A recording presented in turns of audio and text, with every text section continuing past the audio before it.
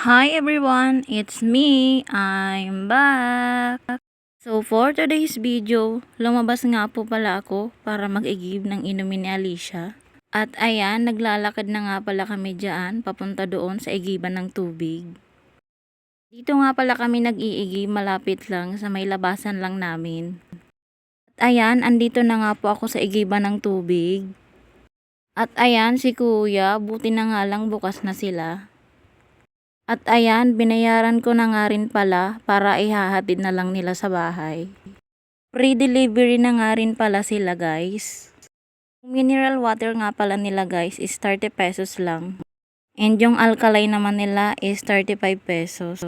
At ayan, pauwi na nga pala kami dyan guys. Nang makauwi na nga pala kami guys, isinalin ko naman itong mainit na tubig dito sa aming termos. At ayan, isinasalin ko na nga pala itong aking ininit na tubig. Tuwing umaga nga pala ako nagiinit ng tubig.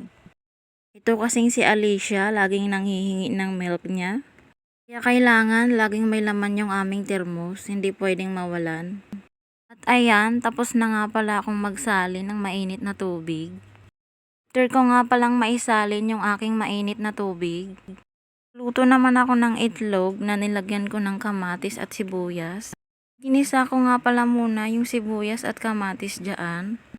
After ko nga palang maigisa itong ating sibuyas at kamatis, inilagay ko na nga rin pala itong aking itlog. Ayan, nilagyan ko na nga rin pala siya ng pangpalasa. At ayan, luto na siya. After ko nga palang mailuto yung egg, ininit ko naman itong chicken curry. Bigay nga lang pala ito sa akin ng aming kapitbahay. I mean, katabing kwarto lang pala. Dito kasi sa amin, lagi talaga kaming nagbibigayan yan. Kung sino yung wala, bibigyan namin. Kung sino naman yung meron, sila naman yung magbibigay. Sabi nga nila, share your blessings, ganon. Kapag daw kasi mapagbigay ka, mas madami ang blessings na dadating sa'yo. At ayan, after ko nga mainit yung aking ulam, pinakain ko na nga rin pala itong si Alicia. At alam nyo ba na napakahirap pakainin itong anak ko? Sobrang pili niya kasi talaga sa pagkain. Lalo na sa mga ulam, sobrang pili niya talaga. Ang paborito niya lang kasi talagang kainin itong itlog, chicken nuggets, hotdog at chicken. Minsan, kumakain din naman siya ng tinola, sinigang, adobo. Yun nga, sabaw nga lang ang gusto niya. At hindi mo talaga yan siya mapapakain ng gulay. At hindi rin yan siya kumakain ng mga prutas. Ewan ko ba sa anak ko na to? Kailangan din talaga natutukan siya sa pagkain dahil hindi yan kakain ng mag-isa. At ayan, nakakadalawang subo pa nga lang siya dyan. Ini-stack niya pa kasi sa bibig niya at napakatagal niyang lunukin. Ganito din ba yung mga anak niyo, mga mami, na napakahirap pakainin? At kailangan din talaga na matyaga tayong magpakain sa mga anak natin. Minsan, kumakain din naman siya ng mag-isa. Yun nga lang, hindi niya nauubos yung kinakain niya.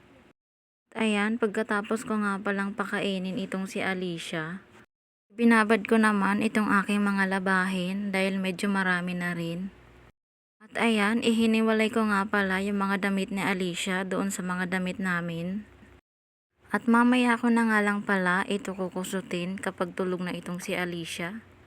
At ayan, ibinabad ko nga pala muna para naman matanggal yung mga dumi-dumi. Dito na nga pala kami naglalabas sa CR at dito na rin kami nagsasampay. Minsan naman doon sa taas at para mas madaling matuyo. Mainit kasi doon at mahangin. Lalo na't pagtanghali, sobrang init doon. Mas masarap magtambay doon kapag hapon na. At ayan, after ko nga palang maibabad itong aking mga labahin, naligo na rin kami ni Alicia para naman presko ang tulog niya. At ayan, sinusuklayan ko na nga pala siya dyan. Nagpapakyut na naman ng bata sa harapan ng camera. At ayan, hanggang dito na lamang po. Thank you for watching. Bye!